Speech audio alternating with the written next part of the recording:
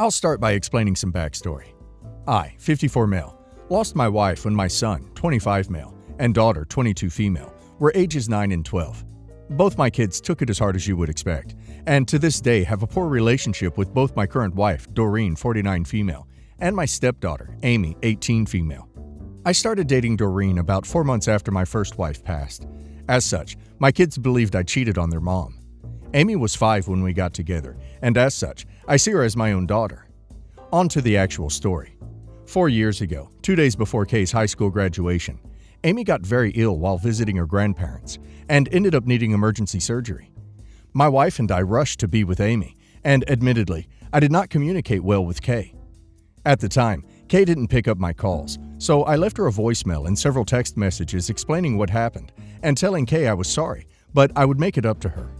A few hours go by, and I get a call from Kay. She is in hysterics, telling me what a terrible father I am, and stated that if I did not attend her graduation, I would be dead to her. I chose to support Amy. True to her words, Kay did not contact me on the day of her graduation, and when we came home, Kay's things had been moved out of the house, with a note explaining that we were no longer family and to never contact her again. Luckily, Kay and I were able to reconcile. However, I promised her I would give her absolutely anything in the world to make her forgive me. She said that she would forgive me as long as I refused to attend Amy's graduation, as this was the only way to make it fair. I agreed at the time, thinking she was just joking or angry and would soon forget. This leads me to now. Invitations for Amy's graduation went out, and despite all the hostility, Amy wanted to make sure Kay got one. Kay called Amy later that day and said she would be unable to attend, as she and I would be spending the day together per our agreement. Amy broke down into tears, asking me why I was missing her graduation. I assured her I was not, and that I would speak to Kay. Later, I explained to Kay that I simply could not miss Amy's graduation. Kay launched into a tirade about how I was a liar and an a-hole, and how could I do this to her again? I told her that we would talk when she calmed down, and she said we would never talk again. My son and several of our extended family have all taken Kay's side, saying I didn't see how hurt she was at graduation. My wife believes I'm an a-hole for even promising that in the first place, as I should have known it would upset one or both girls. And Amy is just sad and confused, wondering why Kay hates her. I know keeping my promise and not attending Kay's graduation is probably the only way to salvage my relationship with Kay. But no matter how I look at it, I would feel like I'm punishing Amy for having a medical issue. So am I the a-hole? Edit. To add some relevant info. I never cheated on my first wife. Your accusations are honestly tiring and disgusting. Amy's bio father was never in her life. I am not Amy's biological father. That wasn't ever in question, as we are not the same race. Amy had appendicitis. She was staying over 4 hours away at her grandparents' house. At the time that we left, the only info Doreen's mother would give us was she passed out and wouldn't wake up. My daughter was moved out of our house for about a month and a half, after which we made up, and she returned to live with us for another 2 years before going away to school. I did not believe Kay when she said she wanted me to miss Amy's graduation, as it seemed like a ridiculous request. Despite what you all may believe, our relationship was fine after this event. We were in nearly daily contact, and she would frequently visit us. You're the a-hole, and have been for years. You're a bad father. Kay is correct. You are a liar. You've done nothing to prioritize Kay ever since your new family rolled in. Your relationship with your daughter is dead, and the blood is on your hands. You're the a-hole. You replaced your kid's mom with a new family 4 months after she died. Your kids lost their mom so young, and you don't seem like you prioritized their feelings or helped them deal with things. Instead, you moved on fast. Kay didn't have a mother to attend her graduation, and she needed you there. Could you not have driven to the grad and then back to the hospital? Yeah, you're the a-hole and you know it. You're clutching at straws here in the hope that someone will validate your poor parenting choices. She moved out all those years ago. You're already on your second chance. You provide Amy with 2 parents all the time, and you chose to leave Kay with no parents. Every time you choose Amy over Kay, you orphan her. The only way you get to keep 3 kids is to skip Amy's graduation as promised, and you should have told Amy about this long ago.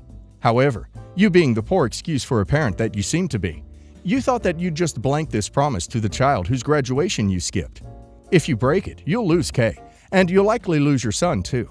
You're the a-hole. Edit. And let's not even bother going down the new woman while your children are still grieving the loss of their mother route. 4 months? Update.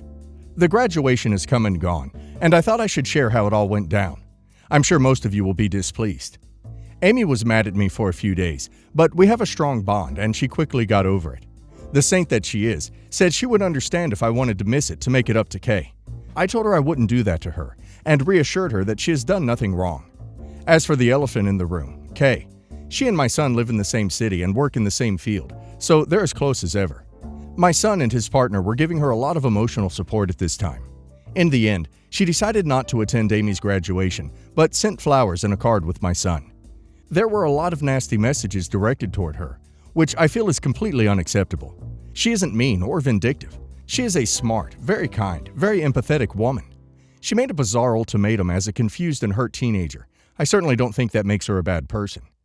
I know all of you seem to think I hate my children, but the amount of pain I feel at the deterioration of my relationship with my daughter is unexplainable. I've been on and off antidepressants since the death of my wife, and at my therapist's suggestion, will be going back on them. It's taking all of my willpower not to reach out to her again, but I've already disrespected her wishes enough. She can choose to reach out to me when and if she ever wants to again, and I'll be waiting. I know it's not the most impactful update, and I'm sure most of you wanted to see me left miserable and alone, but I don't live my life for anyone else's entertainment. I can accept that I'm the a-hole. Maybe I'm an a-hole in general, but I'm not some evil monster that you all want me to be. Background. In the beginning of our relationship 12 years ago, he was a chubby nerd with a kind heart. I was in okay shape with a few extra pounds on my midsection, and we were happy. He is in manufacturing, and I'm in marketing. He dropped out of college, and I have my bachelor's with multiple professional certifications.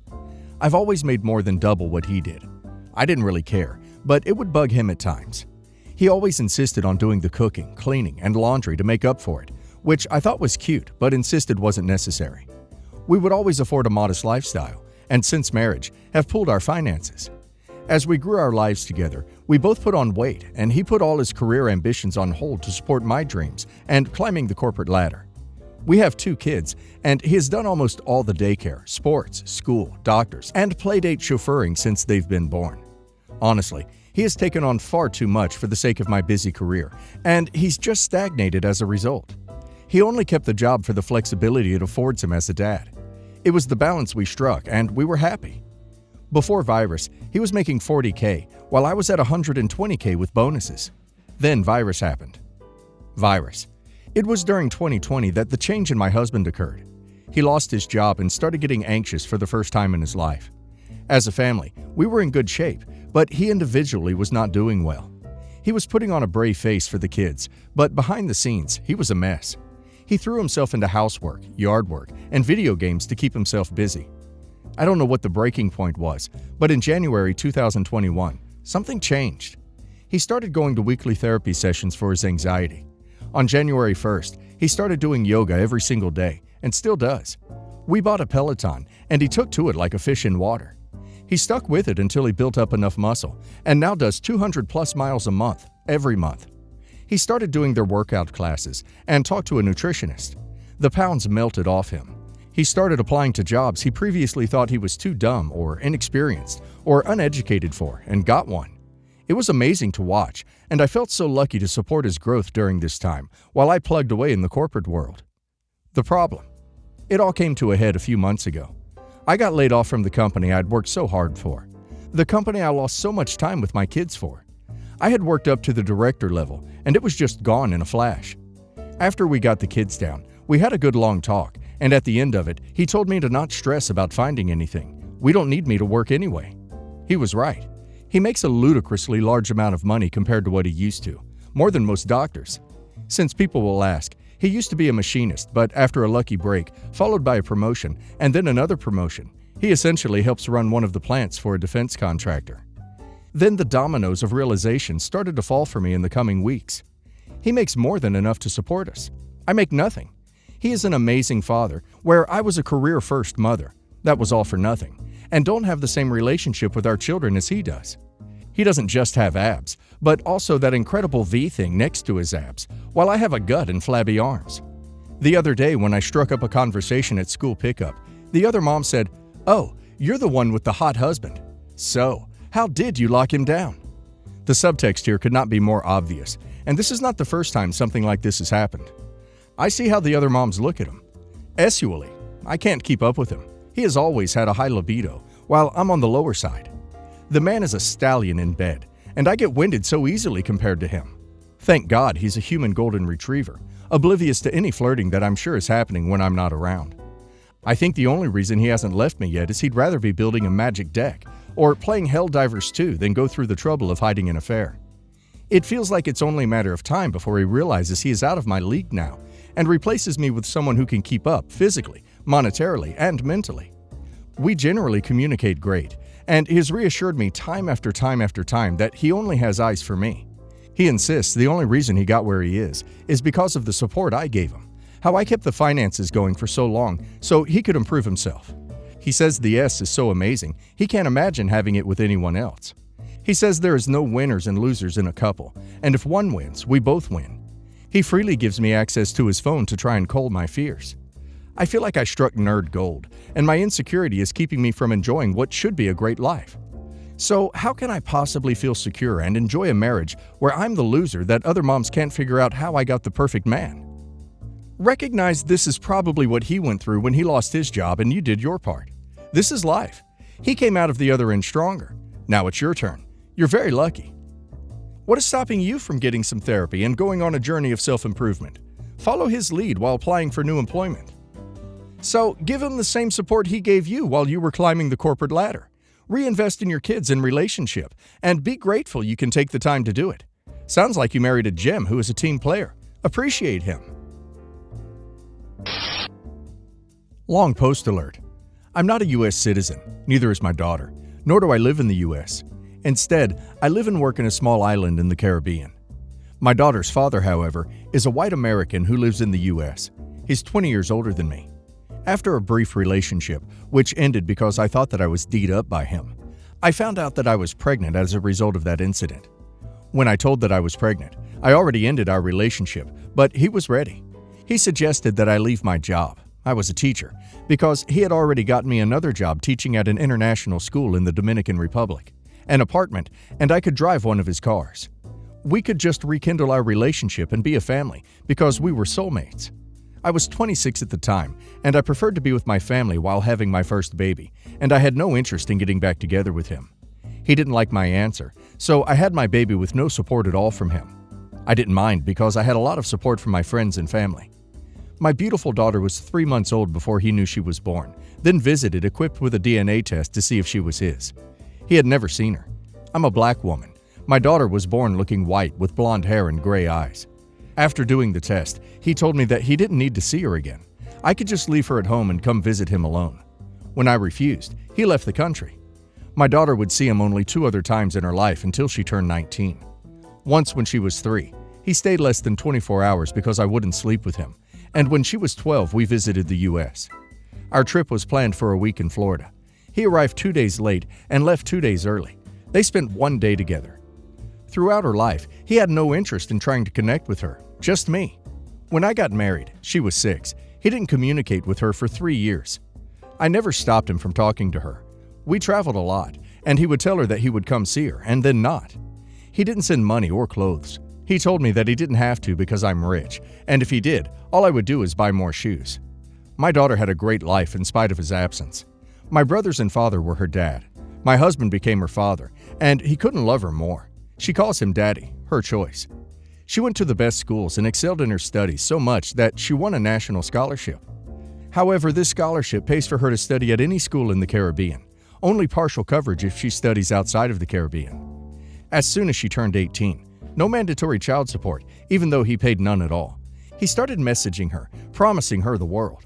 He promised to pay for her college tuition, give her one of his many apartments, a car, and spending money. He told her that I was a gold digger, and he didn't send money for her because I would spend it all, and he didn't visit because I wasn't nice to him. He told her that she was over 18 now, so now I can't stop her from visiting him. I never stopped her once. So in the middle of studying for her SATs, she left. I felt so betrayed. I told her that she shouldn't go, that it was a bad time. She went anyway. We had a huge argument before she left. She blamed me for her father not being around, said that I was making it about me and that I was holding her back. If I stopped her, she would never forgive me. She went. They picked a school, made their plans, and upon her return, she scored poorly in the SATs. A few months later, She left my home and moved to the US to her new school with her new family. Before she left, I told her that I couldn't afford to help her. The exchange rate is close to $7 to 1 USD, so it would be difficult for me to pay if her father stopped supporting her. She had to pay $8,000 in tuition and housing. Her school also gave her a scholarship. Instead of paying it all as he promised, her father split the payment up into monthly payments, $2,000 per month. He paid the first and second month. By the third month, he refused to pay. He started to complain that I should be paying half. He was very late with the third payment. The last payment is past due, and he suddenly left the country refusing to pay. She has exams and will not get her results. Her enrollment is suspended unless the last payment is made. My daughter is crying and demanding that I make the last payment because her father won't. She has been in the school for 4 months. It's a 4-year program. He has bailed out on her this soon. I can't afford to pay for her. I also warned her that this would happen. My daughter has been working her butt off. She has a school job and scores in the 90s and high 80s in all her classes. Am I the a-hole if I don't pay? Oh, the scholarship from my country will cover $3,000 of the $8,000 that she has to pay. It just takes about a year for the money to be paid. Unfortunately, it's time to drop an "I tried to tell you" into the next conversation. She's done it to herself. Tell her that if she's coming home, you'll buy her ticket. Ask what her plan for next month's payment is, because even if you cover this month, next month she'll need someone to pay, and that ain't you. This is a good lesson to learn. It has cost her 4 months. A tough price to pay, but now she has her father's number. Best to learn the lesson now and move on. She's still a bright student, still young, still capable, now wiser. Those who don't listen, feel. It really truly sucks that this is her wake-up call. I wish she had just visited him for the summer and experienced him flaking on her when she could pack bag and go home. She made adult choices, and now she faces adult consequences. Will her sponsorship still cover if she tries to transfer back to the Caribbean school? I feel for her, but also, I don't know. I'm not a fan of the way she speaks to you based on what you have written here. She can ask you to cover it, but she knows what the situation is financially and for the family. Why should anyone else do without because she flew to a country on the say-so of a man who wanted nothing to do with her?